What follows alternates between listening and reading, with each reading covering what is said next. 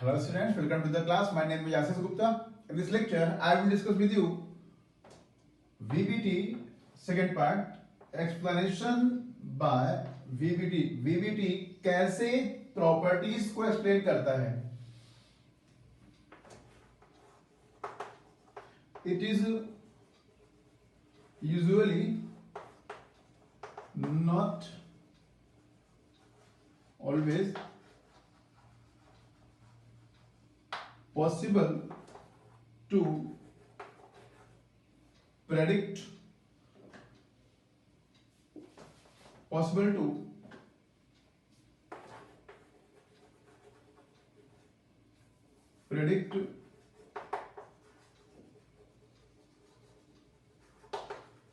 geometry of a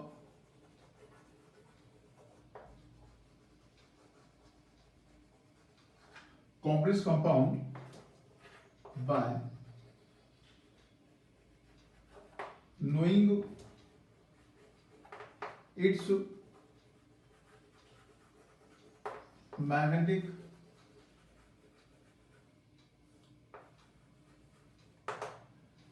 valence bond theory कैसे चीजों को एक्सप्लेन करता है, कैसे प्रॉपर्टीज को एक्सप्लेन करता है. सपोज कि हमें किसी कॉम्प्लेक्स का मैग्नेटिक बिहेवियर मालूम है, तो हम मैग्नेटिक बिहेवियर के बेस पे उसका ज्योमेट्री एक्सप्लेन कर सकते हैं, right.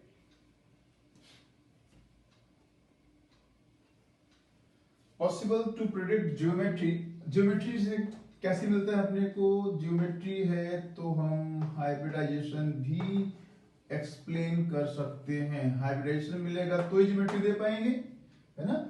It is easily possible to predict hybridization, जिससे हमको मिलता है geometry of a complex compound by knowing its magnetic behaviour. तो अगर हमें मैग्नेटिक बिहेवियर मालूम है तो हम बता सकते हैं कि what is its hybridisation.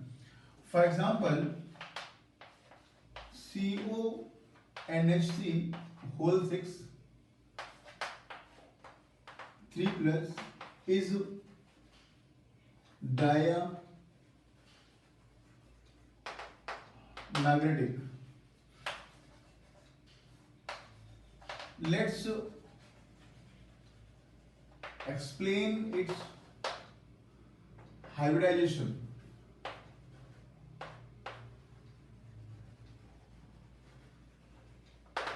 Valence bond theory can help you to explain hybridization if you know magnetic behavior. चलो इसके बारे में बात करते हैं, right. Cobalt atomic number 27, cobalt 3+, यहां पे कोबाल्ट 3+ है तो 24 इज द इलेक्ट्रॉन्स.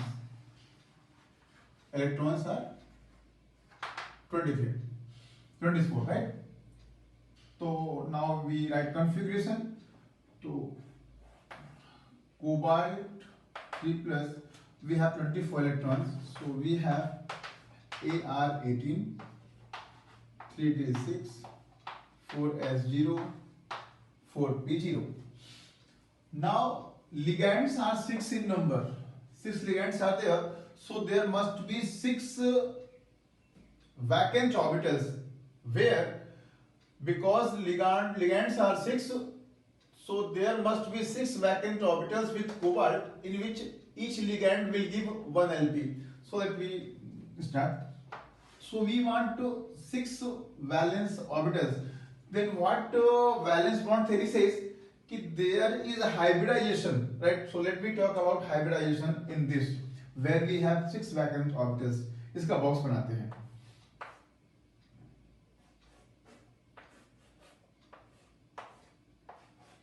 ये हो गया 3d6, 1 2 3 4 5 6 according to hold rule, right. फिर हमारे पास है 4s0 और फिर है 4p0. 6 लिगेंड्स हैं. 6 लिगेंड्स में एक ही पॉसिबिलिटी बनती है, क्या? Octahedral. For octahedral 6 ligands indicate octahedral geometry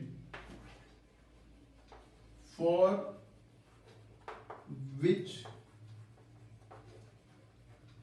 we can have D2 sp3 or sp3 D2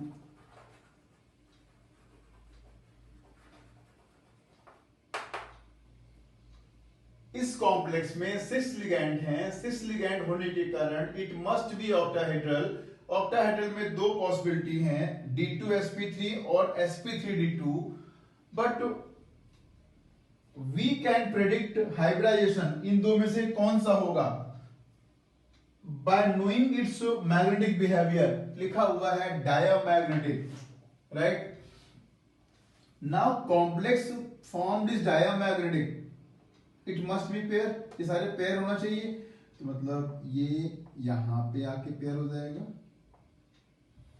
ये यहां पे पेयर कर देते हैं, इसको यहां पे पेयर कर देते हैं, क्योंकि it is diamagnetic, so electrons must be paired. So let me talk on this.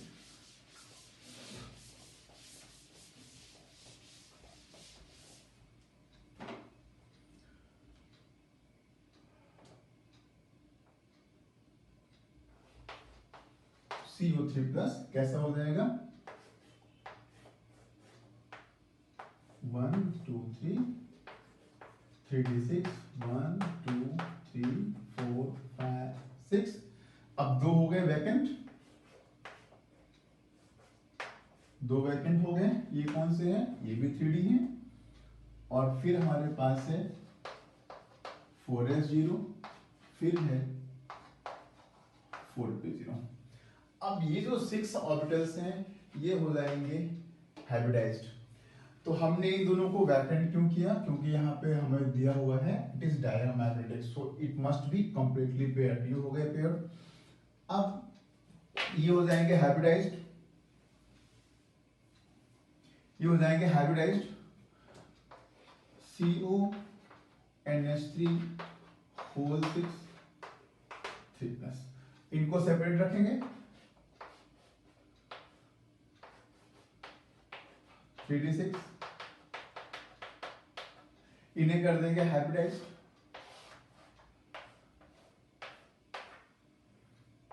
1 2 3 4 5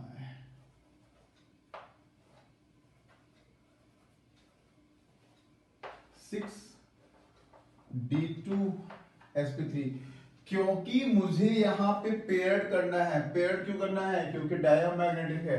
जब मैंने यहाँ पेयर्ड कर दिया तो ये 3D वाले हो गए वैकेंट। अब 3D वाले वैकेंट हो गए मतलब तो मुझे 4D यूज नहीं करना चाहिए। VBD क्या कहता है, n-1D।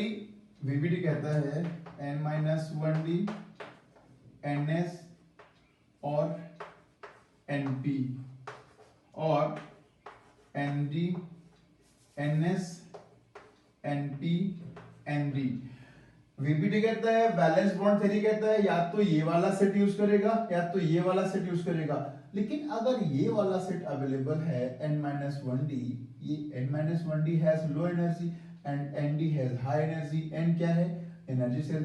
जितना ही ज्यादा n का वैल्यू बढ़ेगा उतना एनर्जी बढ़ता जाएगा। तो जब n-1 अवेलेबल है, लो एनर्जी ऑप्शन अवेलेबल है, atom will never go for high energy option, right? Because low energy मतलब stability, every system want stability।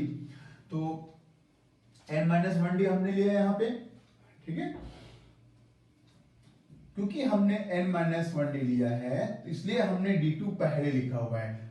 D मतलब d ऑर्बिटल्स, 2 मतलब ये दो ऑर्बिटल्स लिए हमने, S मतलब एक S लिया, P3 मतलब 3 P लिया। हमने इतने सारे क्यों लिए, क्योंकि हमको बनाना है ऑक्टाहेड्रल।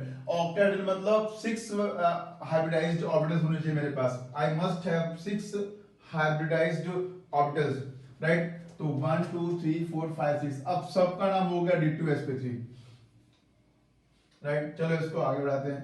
अब we have 6 vacant orbitals, 6 vacant hybridized orbitals It is complex. So ligand must give Lp to vacant orbitals of this central metal ion. अब क्या होगा? NH3 NH3 NH3 NH3 NH3 NH3, हर एक NH3 एक Lp provide करेगा. 3 4 5 6. इस तरह से हर एक Lp ने, हर एक लिगैंड ने एक Lp प्रोवाइड किया, बन गया CONH3 6. तो हमने नाउ वी हैव डिसाइडेड कि कौन सा हाइब्रिडाइजेशन है? D2sp3. हमें कहां से हेल्प मिलता है? Because it is diamagnetic, it must be paired. Because it is paired, so inner orbitals हो गए vacant. अगर inner orbitals अवेलेबल हैं, we must go for inner orbital, क्योंकि inner orbital की एनर्जी कम होती है. तो हमने एक केस देखा octahedral में. Now we go for second case in octahedral for coordination number 6. Second case in octahedral complexes where coordination number is 6, right? तो second example लेते हैं COF6 3-. इसके बारे में बताया गया है, ये हमको मालूम होना चाहिए. According to VBT, we can predict hybridization if we know magnetic behavior. So हमें मालूम होना चाहिए, ठीक है? If we know magnetic behavior, that is terms and conditions. For VBT, we must know magnetic behavior. Then only we can predict type of hybridization. चलो इसकी बात करते हैं. तो CO का हो गया 27, AR18, 4s2, 3d7. CO3 plus का हो जाएगा 24, AR18, 3d6. 2 electron from here, 1 from here. अच्छा, ये जो कॉम्प्लेक्स हमने सीखा अभी यहाँ पे, इसके बारे में कुछ खास बातें. स्पिन का मतलब होता है, spin is equal to, spin is proportional to number of unpaired electrons. क्योंकि इस कॉम्प्लेक्स में अनपेयर्ड इलेक्ट्रॉन्स 0 हैं, इसलिए इसको बोलेंगे लो स्पिन कॉम्प्लेक्स. अब क्योंकि यहां n-1d यूज किया है, nd यूज नहीं किया है, अंदर वाला यूज किया है n-1d, तो इसको बोलते हैं इनर ऑर्बिटल कॉम्प्लेक्स. क्योंकि यहां पे सभी इलेक्ट्रॉन पेयर्ड हैं, तो इसको बोलते हैं स्पिन पेयर्ड कॉम्प्लेक्स. लो स्पिन क्यों बोला है? क्योंकि लो spin proportional number of unpaired electrons. इसमें अनपेयर्ड इलेक्ट्रॉन्स है ही नहीं, तो स्पिन तो उसका 0 हो जाएगा, इसलिए लो स्पिन कॉम्प्लेक्स बोला है, राइट? स्पिन की वैल्यू कम हो जाएगी, राइट? जितने ज्यादा अनपेयर्ड इलेक्ट्रॉन्स उतना ज्यादा स्पिन की वैल्यू, राइट? यहाँ पे there is no unpaired electron, spin की वैल्यू कम हो जाएगी, तो लो स्पिन कॉम्प्लेक्स. और क्योंकि यहाँ पे इनर ऑर्बिटल यूज किया है n-1d, तो इनर ऑर्बिटल कॉम्प्लेक्स. क्योंकि सारे इलेक्ट्रॉन्स पेयर्ड हैं इसमें, तो स्पिन पेयर कॉम्प्लेक्स. चलो यही चीजें हम इसमें भी सीखने वाले हैं. CO3 प्लस हो गया 24, इसका ऑर्बिटल बॉक्स बनाएंगे हम. तो ये हो गया 3D, 1 2 3 4 5 6, ये हो गया 3D6. फिर आता है 4s0, 4p0, फिर आता है 4d, 1 2 3 4 5 6, राइट? इसके बारे में लिखा हुआ है पैरामैग्नेटिक. अब क्योंकि हम सीख रहे हैं COF6, राइट? F कितने हैं? 6. Ligands are 6. 6 ligands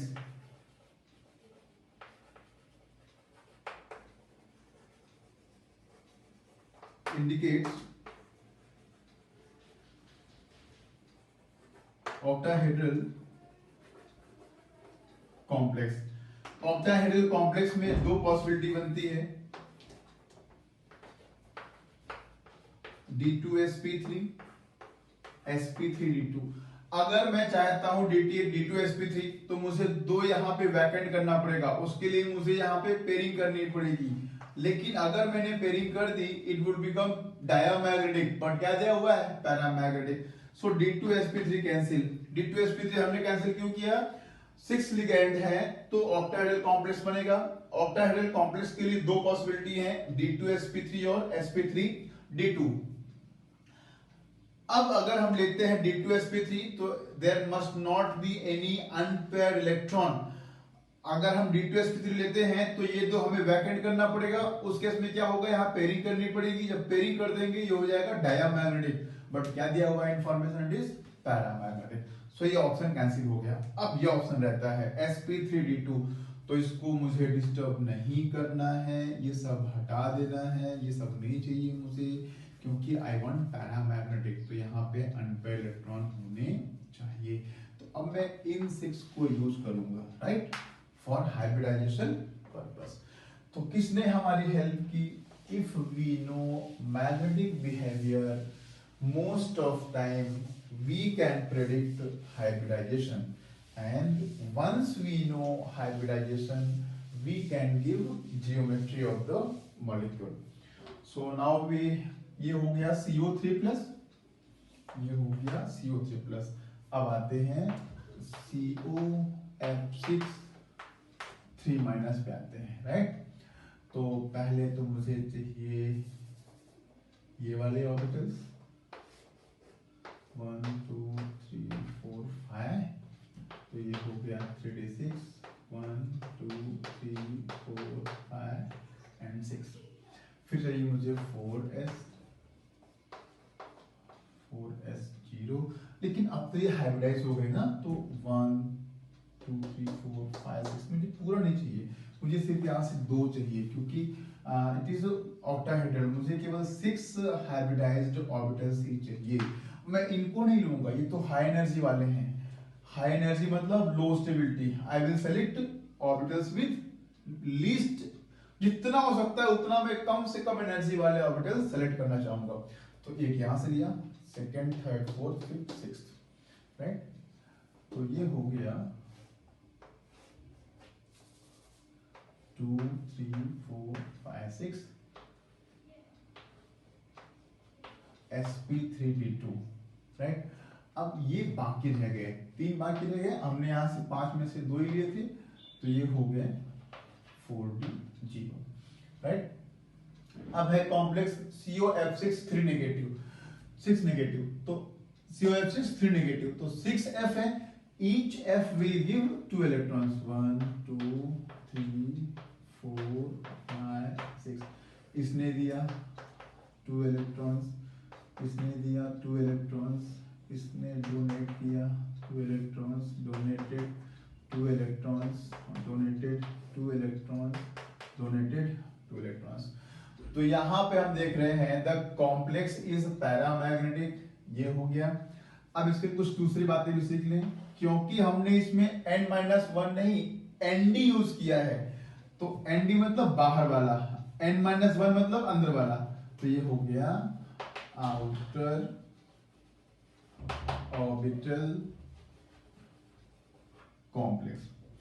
अब क्योंकि यहां पे अनपेयर्ड इलेक्ट्रॉन बहुत सारे हैं, ठीक है, अगर पेयरिंग कर दी होते तो कम होती, क्योंकि अनपेयर्ड इलेक्ट्रॉन्स ज्यादा हैं तो स्पिन ज्यादा हो जाएगा, तो बोलेंगे हाई स्पिन कॉम्प्लेक्स। और ये पेयर्ड तो नहीं है, इसको हम स्पिन पेयर्ड नहीं कह सकते, तो क्या कहेंगे, स्पिन पेयर्ड नहीं कह सकते, तो बोलेंगे spin free complex, spin free complex. तो ये हो गए इसके कुछ नाम on the basis of magnetism, right. तो इसका इट इज नाउ पैरामैग्नेटिक। तो बस इस लेक्चर में इतना ही, मिलते हैं नेक्स्ट लेक्चर में, तब तक के लिए थैंक यू।